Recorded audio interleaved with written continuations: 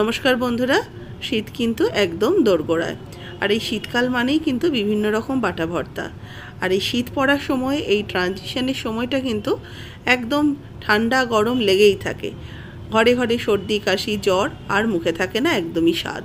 মুখে স্বাদ আনার জন্য আজকে যে ভর্তাটা তৈরি করেছি, এটা কিন্তু ওই 1 চামচ নিলেই একদম পুরো ভাত খাওয়া হয়ে যাবে। আর সত্যি কথা বলতে চোখ মুখ কথা বলবে এই খাবারটা দেখে।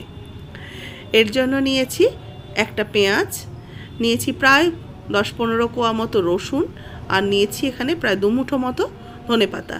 ধনেপাতাটাকে পরিষ্কার করে রেখে দিয়েছি। এবার কড়াইতে আমি প্রথমে 1 চামচের মতো সর্ষের তেল দিয়ে দিলাম।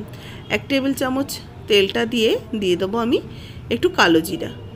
কালো জিরাটা একটু ভাজা ভাজা হয়ে গেলে এর মধ্যে অ্যাড করে দিচ্ছি রসুনটা। রসুনটাকে একটুখানি নাড়াচাড়া করে নিয়ে দিয়ে দেবো 2 শুকনো লঙ্কা। রসুনটা শুকনো লঙ্কাটাকে একটু লাল করে ভেজে নেব। একটু হালকা বাদামি রং আসে ভেজে নিয়ে দিয়ে দিচ্ছি পেঁয়াজ কুচি। পেঁয়াজ এখানে খুব বেশি ব্যবহার করিনি, একটা মিডিয়াম সাইজের পেঁয়াজ দিয়েছি। পেঁয়াজটাকে এবার হালকা করে একটু ফ্রাই করে নিচ্ছি। একটা কাঁচা লঙ্কাও দিয়ে দেবো, একটু ঝাল ঝাল খেতে হবে তো সেই জন্য। আর ঝালটা যদি মনে হয় বেশি লাগছে, লঙ্কার পরিমাণটা অবশ্যই একটু কমিয়ে দেবেন। এবার দেখুন পেঁয়াজ আর রসুন শুকনো লঙ্কা একসাথে বেশ লাল করে ভেজে নিয়েছি। এবার এর মধ্যে দিয়ে দিচ্ছি ধনেপাতাটা। ধনেপাতাটা পরিষ্কার করে ধুয়ে রেখে দিয়েছি। ধনেপাতা দিয়ে এবার একসাথে ভালো করে মিশিয়ে নেব।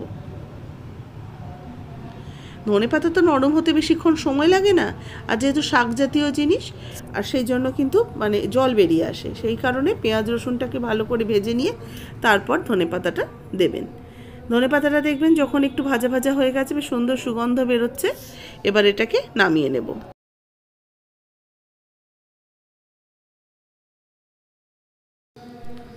এবার দেখুন এটা বেশ ভাজা ভাজা হয়ে গেছে।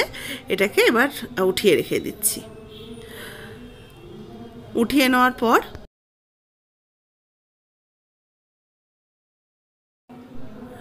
এবার এটা শিলনোড়ার মধ্যে দিয়ে দিলাম বেটে নেওয়ার জন্য। মিক্সিতেও বাটতে পারেন, তবে আমি এটা শিলনোড়াতেই বাটবো। এটাকে কিন্তু জল ছাড়া বাটতে হবে, আমি একদমই জল দেব না। আর এই যে ধনেপাতা এর রসটা বা তেলটা রয়েছে, এতেই কিন্তু বাটা হয়ে যাবে। আর একটু চেষ্টা করবেন খুব মিহি করে না বাটার, কারণ যেহেতু ধনেপাতাটা রয়েছে, ধনেপাতা খুব মিহি করে বাটা হবে না, একটু আশ্বাস থাকবে যেন একটু দানা দানা থাকে। আমি কোনো কিছুই কিন্তু যেটা যেটা প্রয়োজন হয় মিহি করে বাটি না। এটা কিন্তু খেতে ভালো লাগবে, কারণ মুখের মধ্যে একদম পেস্ট মতো কিছু পড়লে সেটা যতটা না ভালো লাগবে, মুখের প্রত্যেকটা ফ্লেভার যদি একটু একটু পড়ে, সেটা যেন বেশি খেতে ভালো লাগে। একমত হলে অবশ্যই কিন্তু কমেন্টস বক্সে জানাবেন। আর যদি আমার সাথে মতের মিল না হয়, সেটাও কিন্তু জানাতে ভুলবেন না। দেখুন আমি 2 বার ঘষা দেওয়াতেই এটা মোটামুটি বাটা হয়ে গেছে, তবে আরও একবার আমি একটু বেটে নেব।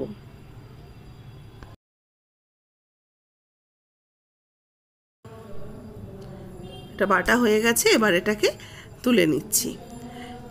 একটা প্লেটের মধ্যে রাখবো। এদিকে কড়াইতে যে অবশিষ্ট তেলটা ছিল, এটা ভাজার পরে ওই তেলের মধ্যেই আমি কিন্তু এই বাটাটা দিয়ে দিলাম। এতে আমি স্বাদ মতো লবণ দিলাম, কয়েক দানা সামান্য একটু চিনি দিলাম।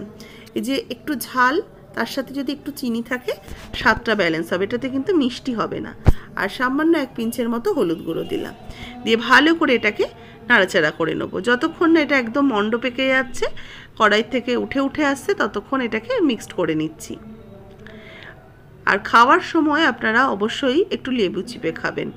এটার মধ্যে লেবুর রস দেওয়ার প্রয়োজন নেই, যখন খাবেন তখন একটু লেবু চিপে খাবেন, তাহলে টক ঝাল মিষ্টির একটা খুব সুন্দর ব্যালেন্স থাকবে, আর খেতেও ভালো লাগবে। ঠিক ভাজা ভাজা হয়ে গেছে, এবার এটা নামিয়ে নিয়েছি, আর উপর থেকে একটুখানি কাঁচা সর্ষের তেল ছড়িয়ে দিয়েছি। এইটা দিয়ে কিন্তু গরম গরম ভাত এই 1 চামচ নিয়ে দেখুন, একদম চোখ নাক মুখ কথা বলবে। খেতে অসম্ভব ভালো হয়, আর যেমন ভালো হয় তেমন কিন্তু উপকারীও। নাক মুখ ছেড়ে যাবে। রেসিপি যদি ভালো লাগে অবশ্যই একটা লাইক শেয়ার করবেন।